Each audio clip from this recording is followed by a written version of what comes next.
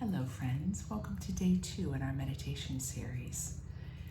I am hoping that you had fun with the word presence yesterday, that whether you actually took time to see how you would define it, or whether you just let it be in your awareness through the day, I hope you discovered something unexpected in your own understanding of the idea of presence. Today I want to give just a little bit of a reflection on the word superpower. I mean, honestly, doesn't that sound so materialistic in some ways? Like my superpower. And we can think of the superheroes and wonder, like, does that really have a place when we're talking about these deep parts of who and what we are? And I would say that the very fact that in our culture we have reference of and even imaginary figures and mythological figures that have things we might call superpowers, that the very fact that that exists is pointing to the potential, realized or not, within ourselves. That what we are is far more than what we could possibly grasp or understand. And we spend most of our lives selling ourselves short. And I was enjoying, when I was preparing for this, of thinking of different superheroes. You know, thinking of the men and women out there. We've got Wonder Woman and Batman and Spider-Man, and all of these superheroes seem to be known for something unique that they were able to do that was more advanced than the rest of humanity. Would you say that that's so? Well, I would say that in creating those characters, we are actually giving a glimpse into a deeper exploration and knowing of what we are actually capable of. So whereas when you would look at Spider-Man and see that he's able to do webs and go in unusual places and perform good because of these extra gifts he had, I would say that what that's pointing to is a symbol of ways that you are able to transcend what seem to be your earthly limitations. And if you could outline each of the different heroes' superpowers, you would discover that you would have a collection, an entourage of qualities that we wonder, would we ever be capable of this? And we invent machinery and technology to allow us to exercise some of these capacities. But what if we, right in our human body, were able to do that? So that leads me to want you to take that word superpower and apply it to the word presence. And begin to inquire, how could presence actually be my superpower? Now, yesterday, I put out there that I saw presence as a living coherence of your entire being without any fragmentation. That would mean that you would be living at full capacity, the full use of your mind, the full use of your emotions, the full use of your energy. Everything would be harnessed for that. What would that be like? I'm sure that you can experience, or you can identify moments when you've had a gap, when you know you're capable of more, and you know that you're living less than that more. What is that stirring? If not to connect you to the very superpowers, here we're just talking about presence, that give you the capacity and awareness and connection to how you can live out that potential. And presence is both the way and the destination. Everything that you will find on the center of your being that the more you live from that place, you're going to find it's the way and it's the destination, both at the same time. Pretty interesting, right? How could you reflect on this in a new way? How could you reframe anything in your life, professionally or personally, where you recognize within yourself that you have the opportunity to live and activate a superpower? And couldn't your questions then be, how do I do that? Moving away from the skepticism or the limited thinking, and put all of your energy into, how do I unleash this superpower presence in this specific area of my life, internally or externally? Spiritual leaders and mystics of all eras point to this superpower. And now, granted, none of them use the word superpower. That's a really modern parlance, isn't it? But they're speaking of this. They're speaking of this. For instance, Julian of Norwich is quoted in her writings. She has an experience of her own inner divine beauty, where the ineffable reveals that she is the reflection of the ineffable. And part of what she comes to is, all shall be well. All manner of being shall be well. Now, if I were to give an interpretation of that, I would say that she is saying the deepest power given to us is the capacity to remain in love even when the world trembles. And then we utter those prophetic words, all manner of being shall be well. Who I want to draw more deeply upon in this short reflection, though, is Meister Eckhart. I love all of these mystics of all different traditions. And pulling an interpretation from some of his words, here is what he would have to say about superpower.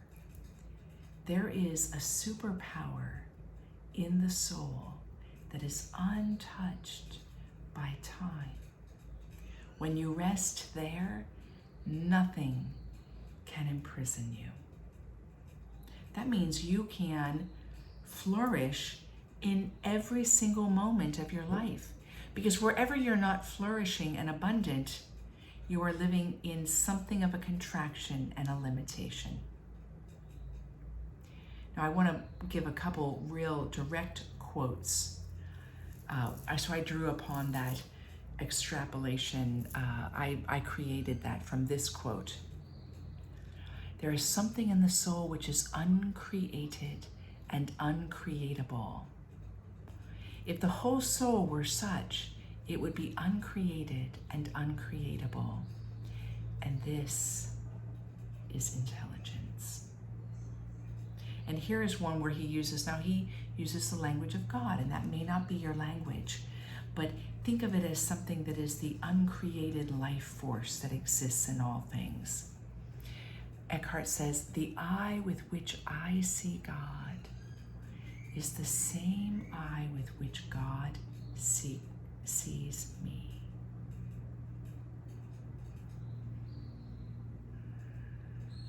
And one last quote, there is in the soul something so akin to God that it is one with this God, not merely united. This points to something very important to me. So we can oftentimes think that we are getting in touch with something, but what we're getting in touch with is not really the superpower, but who and what we are. And that in and of itself is the superpower of presence. It's so akin to the divine that it's not united with the divine, it is the divine. Opening to shift our perspectives in life, to really live this out. What's one way that you could live this out today? That you could take this into your daily life? One way. I invite you to that. And maybe you'll want to write down these quotes after our meditation practice today. So in light of this reflection, I thought it was very appropriate to do a pretty ancient mantra from more than one Eastern tradition. And it's 2 syllables, so, hum. And we're going to tone these syllables over and over again. I have beads, it's called a mala.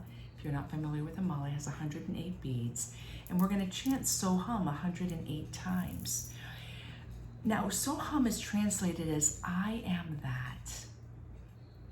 And what it does is it lets us pull back the ways we separate from the world and separate from ourselves. The ways we ourselves create division, to have a direct encounter that we are actually that. This can be scary. Who wants to be one with things we don't like or approve of, or people we don't like or approve of? But when we do this, we discover the superpower that can offer us the practical direction for every area of our lives. I am that. Now the so is going to be on the inhale, and these syllables so hum are somewhat of an interpretation of what the breath is like. So hum. So when we do so, you're going to let the tongue hit the roof of the mouth, and it's going to sound a little awkward. It's going to feel awkward too. So. Go ahead and do that with me, and just let yourself smile when you do it. So. And the hum, then we're going to just draw that out. So the so is going to be like a staccato, and the hum is going to be largo. Staccato, largo. And it's cool and heat, masculine, feminine. It's got so many complementary distinctions. Why? Because in that contrast is the way, paradoxically, that we come to the oneness of our being. And we come into contact with that superpower. Let any superhero that you loved in life be an archetype of what you're meant to realize in this life, what you're meant to be in this life. So with that, we move into our practice. I invite you to close your eyes. If you're comfortable, let your feet sit flatly on the floor. And connect with the breath.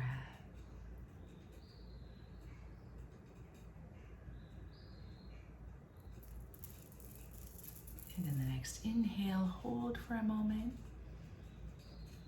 And exhale. And we begin.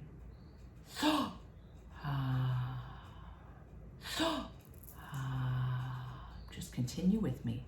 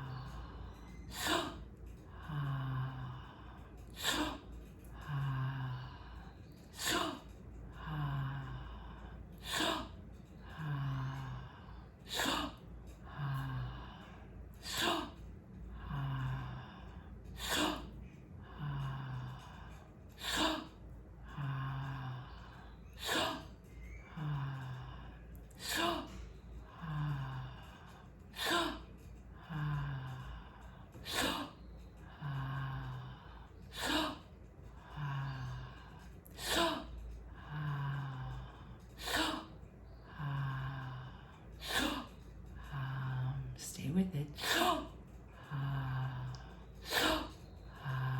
Feel the texture. Be present.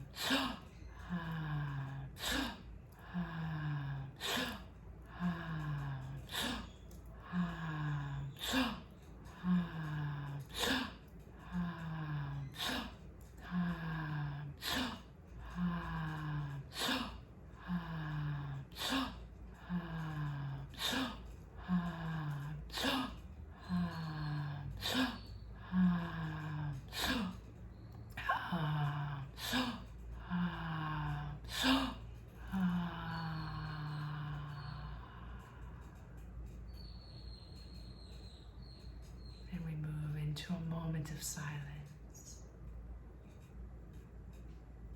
Notice the shifts in your body, mind, and heart.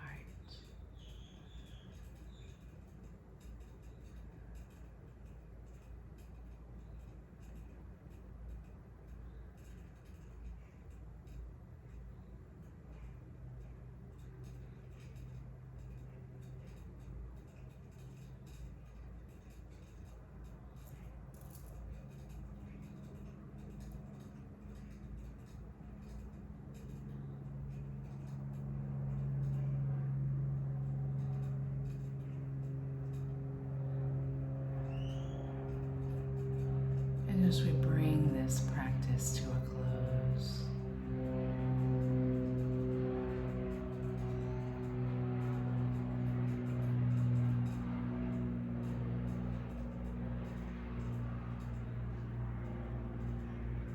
we gently bring awareness to our body, moving our toes, moving our fingers,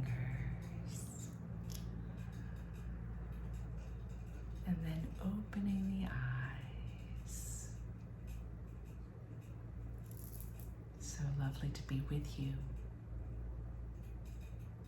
May we say yes to our superpower today.